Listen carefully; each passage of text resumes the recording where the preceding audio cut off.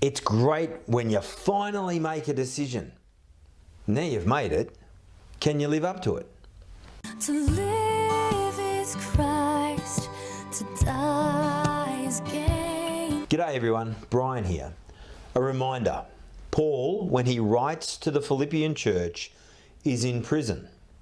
He says to live is Christ, but to die is gain, because there's a chance that he will die. And so he's wrestling with, well, what would be better? Would it be better for me to stay and live for Christ? Or would it be better for me to die and be with Christ fully? He weighs it up, he argues with himself, and he is convinced that no, the better thing is to stay. I'm going to read a couple of verses from chapter 1. Convinced of this, I know that I will remain and I will continue with all of you for your progress and joy in the faith, so that through my being with you again, your joy in Christ Jesus will overflow on account of me. Now we might think Paul's being a bit full of himself there, that these people will be so excited to see him that they will be joyful on account of him. But it's true. Paul has been such a significant part of their lives. He was the one who introduced them to Jesus. Of course they would be overjoyed if they had the chance to see him again, knowing that he is currently in prison and will possibly die.